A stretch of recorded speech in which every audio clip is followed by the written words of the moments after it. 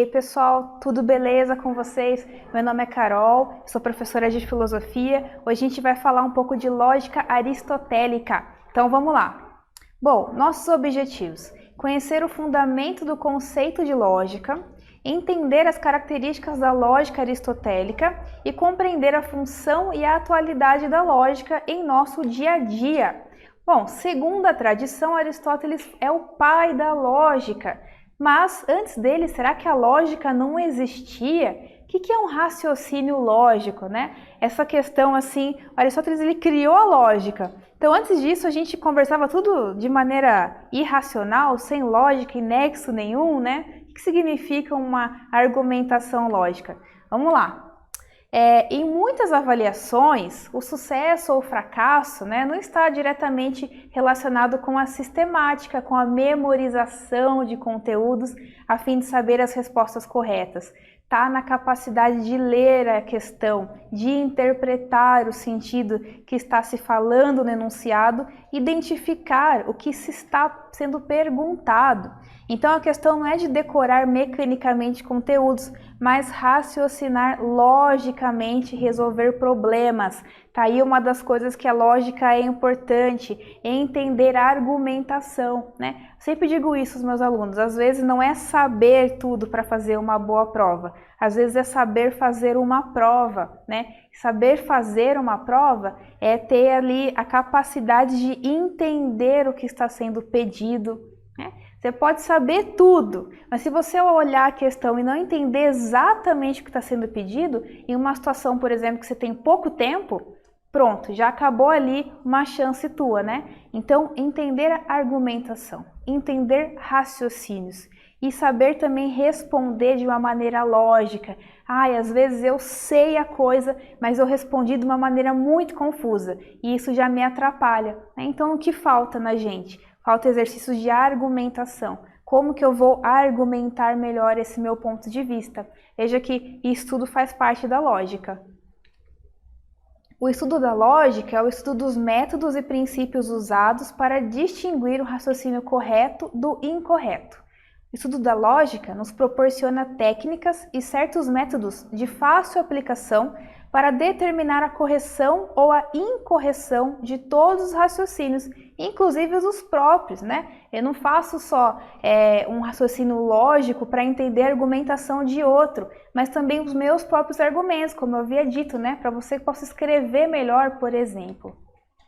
No nosso dia a dia, nós falamos muitas vezes que algo não tem lógica. Quando dizemos isso, queremos nos referir a pensamentos incorretos.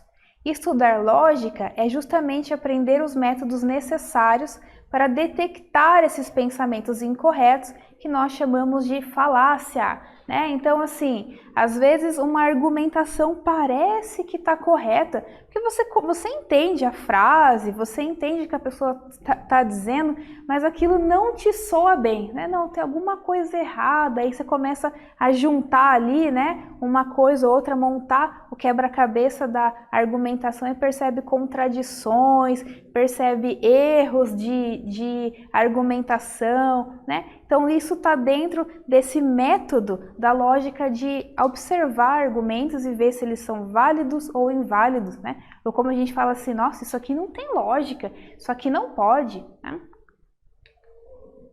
Bom, a lógica aristotélica tem como objetivo estudar a relação do pensamento com a verdade. Podemos defini-la como uma ferramenta para analisar se os argumentos utilizados nas premissas levam a uma conclusão coerente, né? Então, essa foi a intenção do Aristóteles, né? Será que o que está escrito diante de mim, que eu estou analisando, tem relação com a verdade? Essa é a questão principal quando a gente está analisando um argumento, né? Imagina você analisando um discurso de um político, de um filósofo, de um cientista, né? Tá lá tudo muito bonito, tudo bem escrito, mas a tua função é olhar aquilo e falar assim, isso tem relação com a verdade? Isso está estruturado de maneira lógica? Essa foi a intenção do Aristóteles, né? E por isso que ele vai dizer que a lógica, no começo ali, a lógica aristotélica, ela é um instrumento que serve primeiro, né? Ele é um instrumento primeiro de avaliação de qualquer ciência e da filosofia também. O Aristóteles define que o fundamento da lógica é a proposição que usa a linguagem para expressar os juízos que são formulados pelo pensamento. Uma proposição é o conteúdo verdadeiro ou falso, expresso por uma afirmação. Usamos frases para exprimir proposições, mas nem toda frase exprime uma delas, né? Ordens, perguntas, conselhos, só em casos especiais exprimem proposições. O que a prof está querendo dizer com isso? Proposições são frases onde eu posso avaliar se elas são verdadeiras ou se são falsas, né? Frases completas, sujeito, predicado, né? O número 5 é um número par. E aí, você pode analisar essa frase, dizer se ela é verdadeira ou se é falsa, né? 3 vezes 3 dá 500. Você pode analisar essa frase e dizer, prof, essa frase é falsa, é uma proposição falsa, né? Ou 2 mais 2 é igual a 4. Ah, prof, ok, essa proposição é verdadeira. Nós podemos, nesses casos, avaliar se é verdadeiro ou falso. Agora, se eu falo uma frase assim, pega um copo de água para mim, vai fazer verdadeiro ou falsa, né? Não dá para dizer. Ou se eu falo assim, busque minha coberta, por favor, né?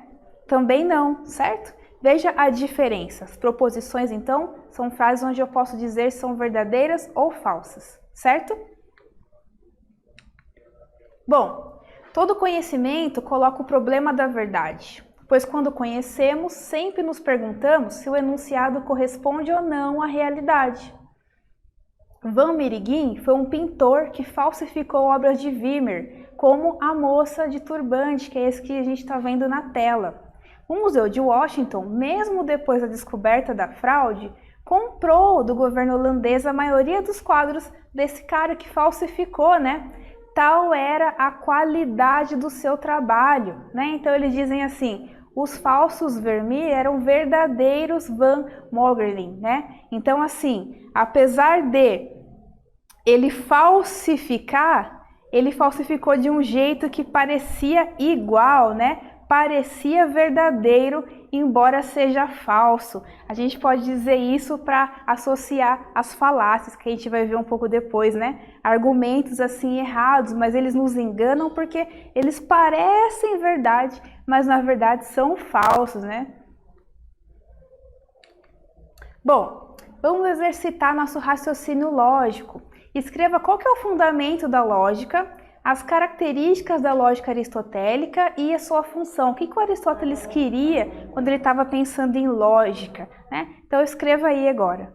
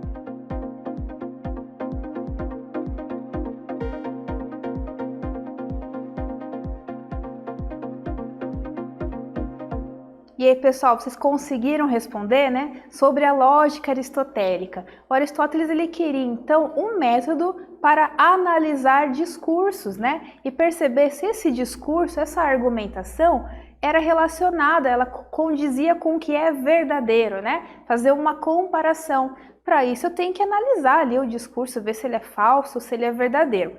Eu só posso fazer isso, é claro, com frases, né, onde pode ser julgado a verdade e a falsidade, que são as proposições. Lembra que eu falei para vocês, né? Se eu falo assim, 2 mais 2 é igual a 10, você pode falar para mim se essa frase é verdadeira ou não, né? Por isso que ela é uma proposição. Argumentações são feitas de proposições, né?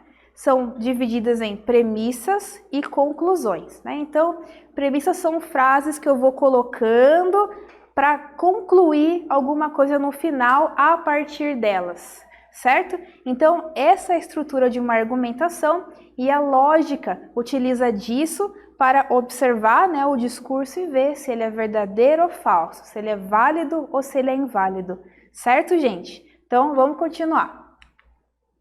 Bom, quais são os tipos de argumentação? Tradicionalmente, nós dividimos argumentos em dedutivos ou indutivos.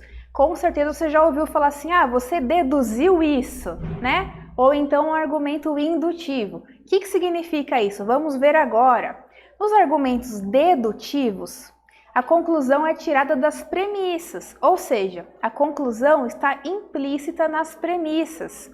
Nesses casos, a conclusão não diz mais do que é dito nessas premissas que eu tinha conversado, né? Geralmente nós passamos de uma premissa geral para uma particular, como nesse exemplo. Então vamos analisar o exemplo para a gente poder entender, né? Quando eu estou falando de premissas e conclusões, veja esse argumento aqui, ó.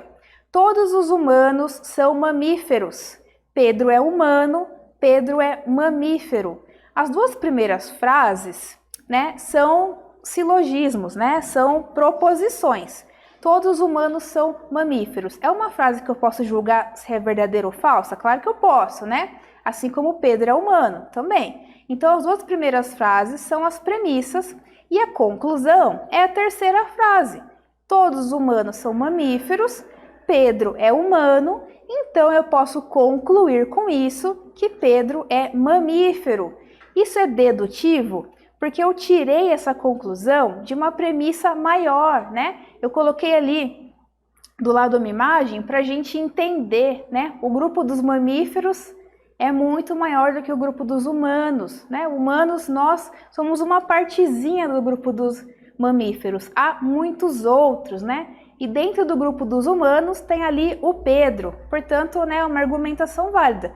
Todos os humanos são mamíferos, Pedro é humano, Pedro é mamífero, né? Quando a gente está aprendendo matemática, também são raciocínios dedutivos, né? Que a gente usa.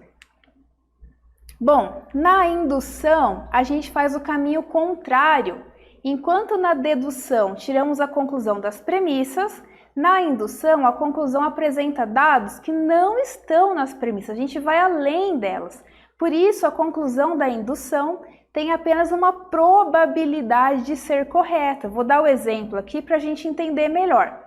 Esta porção de água ferve a 100 graus. Se eu pegar esta outra aqui também ferve a 100 graus, uma outra também ferve a 100 graus. Logo, a gente conclui que a água ferve a 100 graus. Bom, o cobre é condutor de eletricidade. Se eu pegar um outro elemento, o ouro, o ferro, o zinco, a prata, conduzem eletricidade.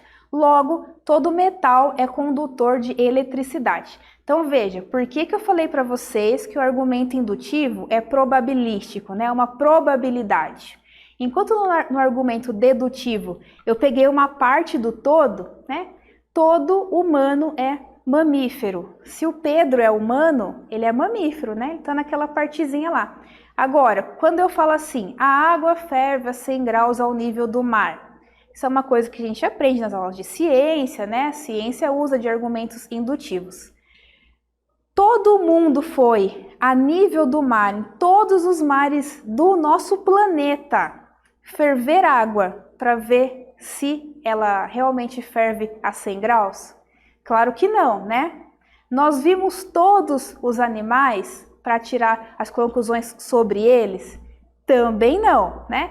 Então a gente viu uma parte, a gente testou todos os elementos para dizer que sobre a eletricidade? Também não, né? Então assim, a gente testa uma parte e dessa parte a gente tira uma conclusão geral, né? Enquanto no argumento dedutivo a gente tira uma partezinha, a gente está falando do Pedro, e a gente tirou essa frase de um grupo geral, no argumento indutivo é o contrário. A gente tira o geral de observações particulares, né? Ninguém foi em todo o planeta Terra, a nível do mar, ferver água ali para ver se a 100 graus, né, ela vai entrar em ebulição. Ninguém fez isso, né? A gente fez isso algumas vezes ao longo da história e com certeza você também nunca fez isso, mas você aprende ali que funciona até agora e é assim que a gente faz. A ciência usa muito do argumento indutivo e apesar dele ser probabilístico, né, ele é seguro, a ciência usa ele ao longo da história e ele é feito para construir conhecimento também. Certo, gente? Bom, continuando tem as falácias. Falácia ou paralogismo é um tipo de raciocínio incorreto, apesar de ter a aparência do correto, como eu estava dizendo para vocês, né? Vamos ver alguns então. O argumento da autoridade. Quando julgamos verdade, o que uma pessoa fala por ela ser uma autoridade em outro assunto. Por exemplo, recorremos a uma autoridade de um cientista para falar sobre religião, ou de um jogador de futebol para avaliar a política, né? Então o argumento da autoridade acontece, professora, descobri que tal coisa é assim. Eu falo, por quê? Professora, porque eu vi um influencer lá no Instagram falando. Eu falo assim, tá, mas ele estuda isso, né? Não, professora, mas ele tem 5 milhões, ele é uma autoridade na internet, então o que ele fala é verdade. Eita, esse que é o problema, né? O argumento da autoridade é quando a gente recorre a pessoas que têm uma certa importância e poder e influência, mas não naquele assunto, né? E a gente valida a argumentação só porque elas falaram, certo? Bom, o argumento contra o homem é um tipo de argumento de autoridade, só que ao contrário, às avessas, no sentido de ser pejorativo ou ofensivo. Ocorre quando não aceitamos um argumento por estar baseado no testemunho de alguém que julgamos mal. Ao questionar, atacamos quem fez a afirmação. Então, o argumento contra o homem, ad hominem, né? Eu não vou acreditar em você porque eu vi você fazendo tal coisa que eu não gostei ontem, né? Então, tudo que a pessoa faz fica invalidado porque ela fez uma coisa a qual eu não gosto, né? Ou então, quando eu vou falar assim, não acredita nele não, porque eu ouvi ele falando mal de não sei o que, eu vou atacar a pessoa ao invés de observar a argumentação dela, né? Não, os quadros do Van Gogh, é tudo uma porcaria, não, eu acho feio, eu acho que aquilo não é arte. Inclusive, por que eu acho isso? Porque o Van Gogh era meio louco. Mas calma, uma coisa é uma coisa, outra coisa é outra coisa, né? Quando a gente está falando de observar a argumentação, é diferente de observar a índole da pessoa, né? Continuando aqui, a falácia de acidente ou de generalização apressada é um tipo de falácia indutiva. Diante de um erro médico, nós concluímos apressadamente que a medicina é inútil. Ocorre também quando uma regra geral é aplicada em circunstâncias particulares e acidentais, né? Então aconteceu uma coisa com um médico. Não acredito na medicina, porque um dia eu fui lá, eu estava com dor de garganta, o médico me receitou um remédio e não deu certo. Então todo médico é X, né? Os professores são ruins, porque o meu professor da 5ª série, ele fez tal coisa comigo, então a partir de uma experiência eu vou dizer que tudo é ruim, né? Vou generalizar, ou vou dizer que tudo é bom, né? Aconteceu tal coisa que deu certo comigo, então vai dar certo para todo mundo, né? Não, eu estava assim, então aconteceu eu tomei um chá de tal coisa e me curei. Então todo mundo tomar um chá vai se curar também, né? Então, quando a gente generaliza uma situação única que aconteceu, certo? Então, veja como as falácias é uma coisa que a gente usa muito, né? Com certeza, essas aí é qual eu conversei um pouquinho com vocês já ouviram, vocês já falaram, né? Só que agora, como nós estudantes de filosofia e de lógica, a gente tem que começar a prestar atenção na argumentação. Calma, né? Mas quem está falando isso? É uma autoridade no assunto ou não é? né? Mas calma, você está julgando o que a pessoa é ou você está julgando a argumentação da pessoa, né? Mas calma lá, você está generalizando uma situação, né? Você viu quantas vezes isso acontecer para você dizer que funciona ou não funciona? Quem disse, né? Veja como a lógica é importante para a gente nesses momentos, para a gente olhar, observar todas essas argumentações e perceber se são válidas ou são inválidas, né? Se o tipo de argumentação pode ser aceita por nós como verdadeira ou não. Bom, outra atividade aqui pra gente. Como funciona a argumentação indutiva e dedutiva? Explique esses dois tipos de argumentação e dê exemplos. Então eu comentei aqui um pouquinho com vocês sobre a diferença delas e agora eu quero que você me responda aí, com você.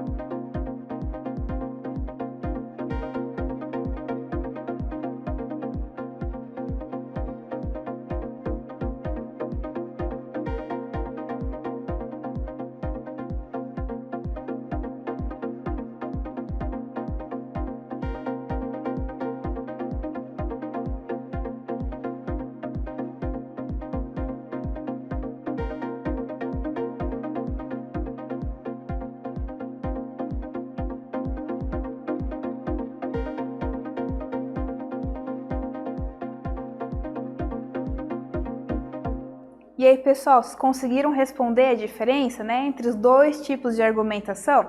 Espero que sim. Vamos fazer nossa retomada agora. Bom, o estudo da lógica é o estudo dos métodos e princípios usados para distinguir o raciocínio correto do incorreto.